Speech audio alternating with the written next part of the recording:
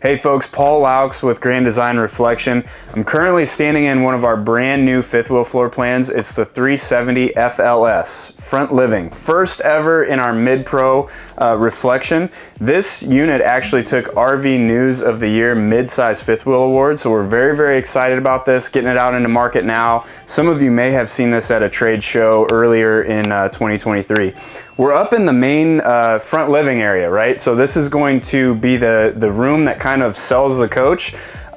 This is unique in a couple different ways. Number one, we're using the monotube Space Saver chassis. So that actually equates to more living area walk space up here, which allowed us to do a couple different things. Number one, we were able to put in taller slides here. So when I'm sitting down and getting up from the sofas here in the front living area, I actually have the headroom to stand up and get back down.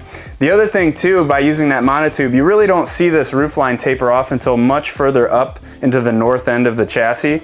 So that's gonna create more walking space, less cramping down on your head. The other thing we're doing too is more windows. So by shifting these slides back, we're able to maximize our window coverage. So you can kind of take a look around and see, on a nice sunny day, you have all these windows open, allowing in the natural light and cross ventilation. So you can also take a look up here. We've got a nice big fireplace and 50-inch television for the entertainment center. Tons of storage too as well.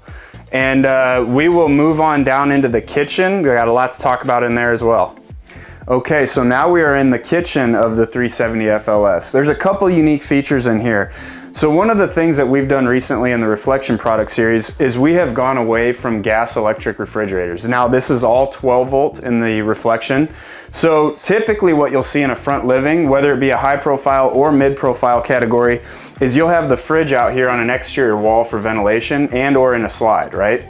So we were able to pull that fridge out by being on 12 volt and put it into an interior wall. So it does a couple different things. Number one is it opens up all of this area for usable countertop space, but also allowed us to work in 2 windows. Often you'll see 1 or 0 windows on this off-door side of the coach in a front living. Number 2 is we didn't have to put an additional slide here. This keeps us down into that mid-profile weight category. So that also eliminates the need for an additional slide, which is normally where you're gonna see a kitchen island, which can really tighten up your walking space through the kitchen. We also, by moving that fridge out, we're able to work in a little corner pantry here. This does have a motion sensor light, which we have left on right now, but that has a little L shape to it. So not quite a full step in, but you can kind of pivot around in there to get all of your goods stored for cooking. Tons of overhead cabinets, doors and drawers throughout. Got a nice tile backsplash here. And then this overlooks your front living area.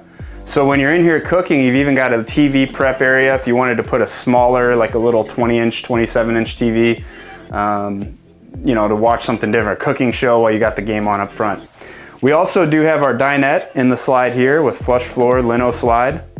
And then this does also feature 2 entry doors. So that's another identifier for folks that want full access to the coach, to the kitchen, being in the fridge area. Also the bedroom and bathroom are accessible by entering through the second door here. We're gonna go back and look at the bedroom and bathroom, and then we will wrap things up. So moving back from the kitchen into the back of the coach, you do have your restroom, which has way huge ceiling space over the shower area for your taller customers. Coming into the bedroom, what we've done here was we've put our bed slide, so you could do king or queen beds back here. You do have overhead cabinets, plenty of windows as well for natural light. Being that this is in the back of the coach, normally our bedrooms are always in the front. You do have increased headspace. You've got a 12 volt fan back here as well. You do have washer dryer prep, capable of a stackable as well, since we do have the taller headroom. And then over here, we left a fixed wardrobe. So we have our little ledge here with our dresser drawers. You can put your TV up in the corner here. And then if you have like a gaming console or satellite, cable satellite dish, or box, you can put it there. In here too, in the fixed wardrobe, we left that for a true residential clothes hanger. So I think that measurement's around 22 inches or so. That way, if you do take advantage of putting the washer dryer prep in there, then you still have areas to hang your clothes.